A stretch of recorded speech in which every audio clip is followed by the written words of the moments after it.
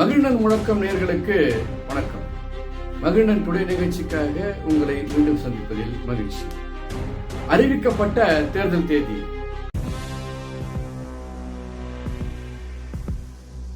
முடிவு செய்யப்பட்டதா? திமுகவினுடைய கூட்டணி மீண்டும் முதல்வராகக்கூடிய கனவை நிறைவேற்றுவாரா மு.க. ஸ்டாலின்?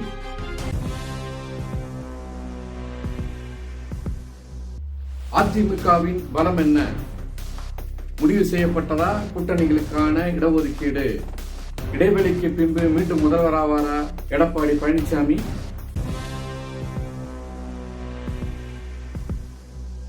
என்ன நடந்தது? வாருங்கள் பேசுவோம்.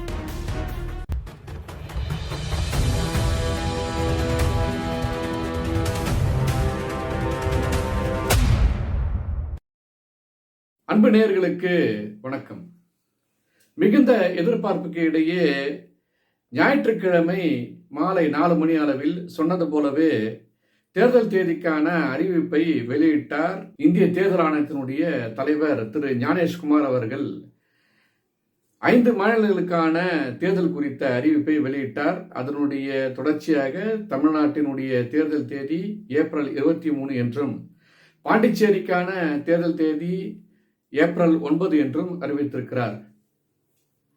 ஏப்ரல் 23 தேர்தல் நடக்கும் என்ற செய்தியோடு மார்ச் 30 வேட்புமனு தாக்கல் தொடங்குகிறது என்றும், மார்ச் 6 வேட்புமனு தாக்கல் முடிவுறுகிறது என்றும், அவ்வாறு தாக்கல் செய்யப்பட்ட வேட்புமனுக்களை மறுபரிசீலனை செய்யக்கூடிய நாளாக மார்ச் 7 ஒருவேளை மனு தாக்கல் செய்யப்பட்ட மனுக்களை திரும்ப பெறுவதற்கான தேதி மார்ச் 9 என்றும் அட்டவணையிட்டு நேற்று தேர்தல் ஆணையத்தினுடைய தலைவர் திரு ஞானேஷ்குமார் அவர்கள் வெளியிட்டிருக்கிறார்.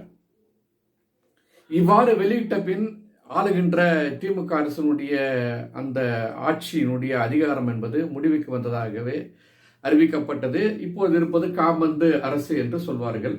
அதாவது மீண்டும் இன்னொரு தேர்தல் முடிந்து அடுத்த முதல்வர் யார் பதவியேற்கிறாரோ அதுவரை இருக்கக்கூடிய அந்த காலகட்டத்தில் உள்ள அமைச்சர்கள் மற்றும் முதலமைச்சர்களுக்கான அந்த பதவி காலத்தை காபந்து அரசு என்று சொல்வார்கள். ஆக எப்படியோ ஒரு வழியாக கடந்த 5 ஆண்டுகளாக நடைபெற்று வந்த திமுகவினுடைய போதை பொருள்கள் நிறைந்த மாநிலம் என்ற பெயரில் இருந்து தற்போது விடுபட்டிருக்கிறது என்றே சொல்ல வேண்டும்.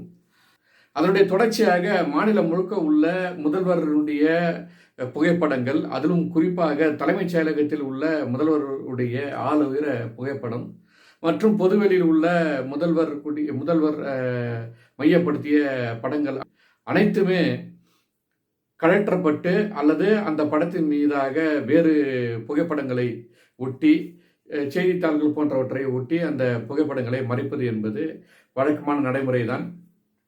பொதுவெளியில் உள்ள அரசியல் தலைவர்களுடைய அந்த சிலைகளை அனைத்துமே ஏதாவது ஒரு துணிகளை போட்டு மூடி வைப்பார்கள் தேர்தல் முடியும் வரை.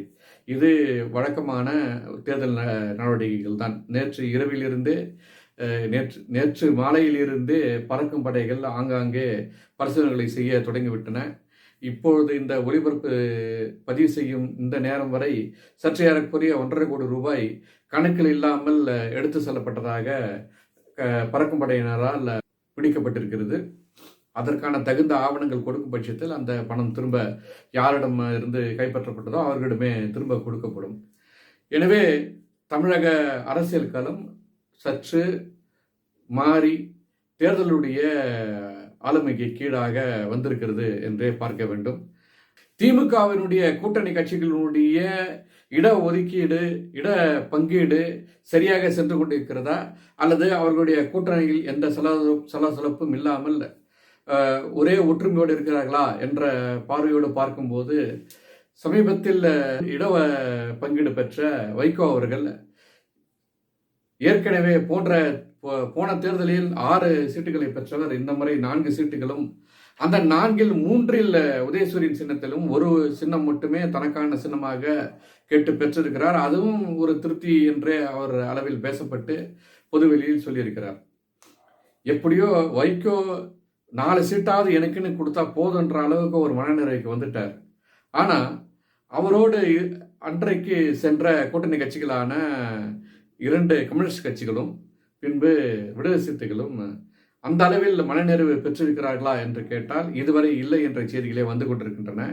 அதாவது சென்ற முறை 6 தொகுதிகள் பெற்ற கம்யூனிஸ்ட் கட்சிகளுக்கு தற்பொழுது 5 தொகுதிகள் ஒதுக்கப்பட்டதாகவும் அந்த 5 தொகுதிகள் எங்களுக்கு திருப்திகரமாக இல்லை, எனவே எங்களுக்கு ஏற்கனவே கொடுத்த தொகுதிகள் அல்லது எங்கள் கட்சி வளர்ந்திருக்கிறது, எனவே கூடுதல் தொகுதிகள் ஒதுக்க வேண்டும் என்று 2 கம்யூனிஸ்ட் கட்சிகளுமே போர்க்கொடி தூக்கி இருப்பதாக செய்திகள் வந்து கொண்டிருக்கின்றன.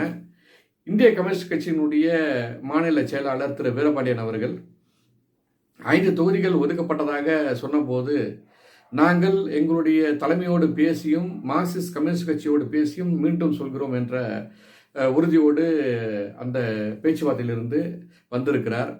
கம்யூனிஸ்ட் கட்சிகள் இரண்டுமே ஏற்கனவே சராசரியாக 10 தொகுதிகளை பெற்று குறைந்தபட்சம் போட்டியிட்ட காலத்தில் ரெண்டுமே சேர்ந்து ஒரு பார்க்கும்போது சுமார் 20 தொகுதிகள் கம்யூனிஸ்ட் கட்சிகள் இருக்கின்றன, போட்டியிடுகின்றன என்ற ஒரு கௌரவமான தோற்றம் இருந்தது.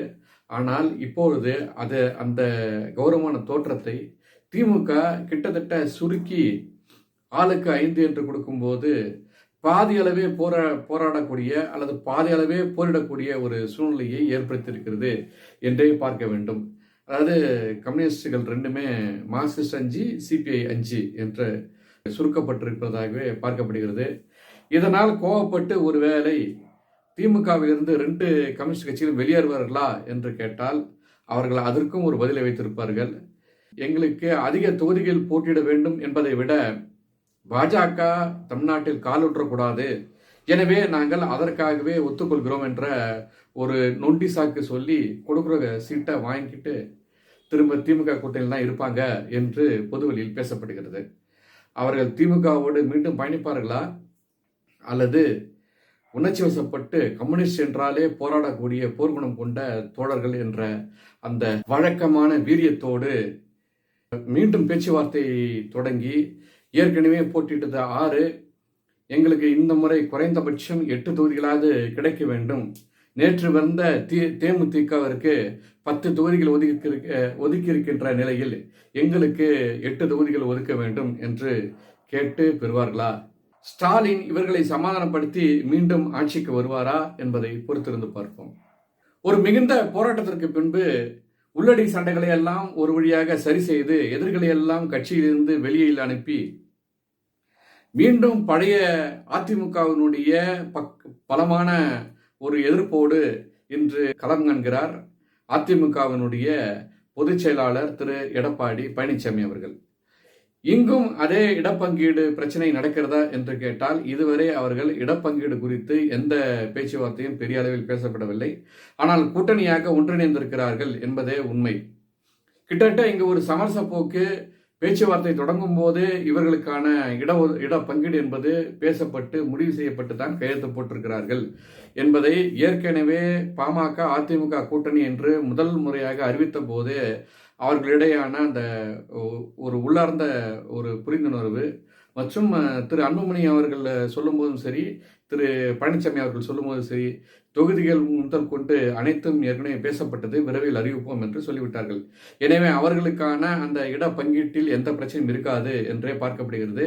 பாமகவிற்கு மட்டுமல்ல, பாமக, அம்மா மக்கள் முன்னேற்ற கழகம், அது மட்டுமல்லாது பிஜேபி உள்ளிட்ட அதனுடைய உட்கட்சிகள் என்று இடஒதுக்கீட்டில் பெரிய அளவில் ஒன்றும் வித்தியாசம் இருப்பதாக தோன்றவில்லை. அதை தாண்டி வேறு என்ன இவர்களுக்கான பிரச்சனை இருக்கும் என்று சொன்னால், கிட்டத்தட்ட அதிமுகவினுடைய கூட்டணி கட்சிகளுடைய பலம் என்பது மக்களிடையே பெரும் பரவலாக பேசப்படுகிறது. திமுக மீதான அதிருப்தி, அதிலும் குறிப்பாக திமுக அதாவது ஞாயிற்றுக்கிழமை தேர்தல் தேதி அறிவிப்பார்கள் என்று சொல்ல நிலையில் சனிக்கிழமை வரை கூட வன்னியர் சமூகம் பெரும் எதிர்பார்ப்போடு மு.க. ஸ்டாலினிடமிருந்து ஏதாவது ஒரு சின்ன அறிக்கையாவது இடஒதுக்கீடுக்கான அறிவிப்பு வருமா என்ற ஒரு கனவோடு இருந்தார்கள். ஏன் இந்த கடைசி நேர கனவு என்று சொன்னால், இதற்கு முன்பாக பாமக அதிமுகவுடனுடைய அந்த கூட்டணி பலத்தில் கூட்டணிக்கான ஒப்பந்தம் கையெழுத்திடும் போது மிக முக்கியமான ஒப்பந்தம் அவர்களிடையே பேசப்பட்டது என்னவென்று சொன்னால், வன்னியர் சமூகத்துக்கு சராசரியாக 13% இடஒதுக்கீடு வழங்க வேண்டும் அல்லது குறைஞ்சபட்சம் 10.5% இடஒதுக்கீடாவது வழங்க வேண்டும். அந்த இடஒதுக்கீடு வழங்கிய பின் மீண்டும் மறுபரிசீலனை செய்து மக்கள் தொகைக்கு ஏற்ப அந்த இடஒதுக்கீடினுடைய அளவை முன்போ பின்போ சரி செய்து கொள்ளலாம் என்ற ஒரு ஒப்பந்தத்தில் அப்பொழுது கையெழுத்திடப்பட்டது. அதனுடைய விளைவாக தேர்தல் தேதி அறிவிப்பதற்கு முன்பாக திரு எடப்பாடி பழனிசாமி அவர்கள் சட்டமன்றத்திலேயே உடனடியாக அதை நடைமுறைப்படுத்தப்படுவதாக 10.5% இடஒதுக்கீடு நாங்கள் ஏற்கிறோம் என்று அப்பொழுது அறிவித்து அதை நடைமுறையும் செய்தார். இது அந்த காலகட்டத்தில் ஒரு மிகப்பெரிய வரலாற்று நிகழ்வாக வன்னியர் சமூக மக்களால் பாராட்டப்பட்டது. வன்னியர் சமூகம் உண்மையிலேயே எடப்பாடிக்கு நன்றியுணர்வோடு அந்த சென்ற 2021 தேர்தலில் அவர்களுக்கான வாக்கு வங்கியை உறுதி செய்தது. அந்த வட தமிழகத்தில் அதிகப்படியான வன்னியர்களுடைய ஓட்டினுடைய விளைவாக அதிமுக ஒரு நல்ல ஒரு கணிசமான தொகுதிகளை கைப்பற்றியது என்றே சொல்ல வேண்டும். அது போன்ற ஒரு நிகழ்வு கடைசி நிமிடத்தில் ஒருவேளை ஸ்டாலின் கொடுப்பார். காரணம், நீதிமன்றம் திமுக அரசை நீங்கள் 10.5% இடஒதுக்கீடு வழங்குவதில் எங்களுக்கு எந்த தடையும் இல்லை, ஆனால் அதற்கான தரவுகளை எங்களுடைய சமர்ப்பிங்கள், தரவுகளின் அடிப்படையில் நாங்கள் கொடுத்ததாக ஒரு ஆவணத்தை தயார் செய்து எங்களுக்கு கொடுங்கள் என்று தான் அவர்கள் கேட்டார்களே தவிர வேறு பெரிய இல்லாத ஒரு தரவுகளையோ கொடுக்க முடியாத செய்திகளையோ அவர் கேட்கவில்லை. எனவே அதற்கான முயற்சி செய்வதாக ஒரு ஆணையம் போட்ட அந்த ஆணையம் பெரிய அளவில் செயல்படவில்லை. கடைசி நாள் வரை கூட ஏதாவது அறிக்கை வருமா என்று வன்னியர் சமூகம் எதிர்பார்த்திருந்தது. ஆனால் கடைசி அந்த 5 நிமிடத்துக்கு முன்பாக கூட ஒரு அறிக்கையும் ஒரு செய்தியும் எதுவுமே வரவில்லை. வழக்கம் போல ஸ்டாலின் இந்த முறையும் தேர்தல் அறிக்கையில் இந்த ஒரு வாக்குறுதியும் சேர்த்துக்கொள்வாரா, அல்லது சென்ற முறை விக்கிரவாண்டி இடைத்தேர்தலில் சொன்னாரே, உங்களுக்கு வன்னியர் சமூகத்திற்கு திமுக ஆட்சிக்கு வந்தால்தான் இடஒதுக்கீடு கிடைக்கும், நாங்கள் தான் அதில் கையெழுத்திடுவோம் என்று சொன்னாரே, அதே வசனத்தை மீண்டும் சொல்வாரா? அவ்வாறு சொன்னால் வன்னியர் சமூகம் அவர்களை நம்புமா? திரும்பவும் மு.க. ஸ்டாலினுக்கு இந்த வன்னியர் சமூகமும் வட தமிழகமும் ஆதரவு தருவார்களா என்பதை எல்லாம் பொறுத்திருந்துதான் பார்க்க வேண்டும். எனவே இந்த சமூகத்தினுடைய ஓட்டு யாருக்கு செல்ல இருக்கிறது? மீண்டும் ஸ்டாலின் ஆட்சிக்கு வருவாரா, அல்லது ஒரு 5 ஆண்டு கால மிகப்பெரிய கொடுமைக்கு பின்பு மக்களுடைய ஆதரவோடு எடப்பாடி பழனிசாமி ஆட்சிக்கு வருவாரா என்பதை ஏப்ரல் 23 நடைபெறக்கூடிய தேர்தல் நிர்ணயிக்கும். மே 4ஆம் தேதி வாக்கு எண்ணிக்கை நடைபெறுகிறது. மாலையிலேயே அதற்கான முடிவும் தெரிய வரும். மே 5ஆம் தேதியில் இருந்து புதிய ஆட்சி யார் கையில் இருக்கிறது என்பதை பொறுத்திருந்து பார்ப்போம். நண்பர்களே, மகிழன் டிவி என்பது தற்போது மகிழன் முழக்கம் என்ற பெயரோடு உங்களிடையே ஒளிபரப்பப்பட்டு கொண்டிருக்கிறது. உங்களுடைய வழக்கம் போல ஆதரவை நாங்கள் எதிர்பார்க்கின்றோம். சப்ஸ்கிரைப் செய்யுங்கள், நண்பர்களோடு பகிருங்கள், உங்கள் கருத்துக்களை நமது கருத்து பட்டகத்தில் பதியுங்கள். தொடர்ந்து ஆதரவு தாருங்கள். மீண்டும் அடுத்த காலையில் சந்திப்போம். நன்றியும் வணக்கமும்.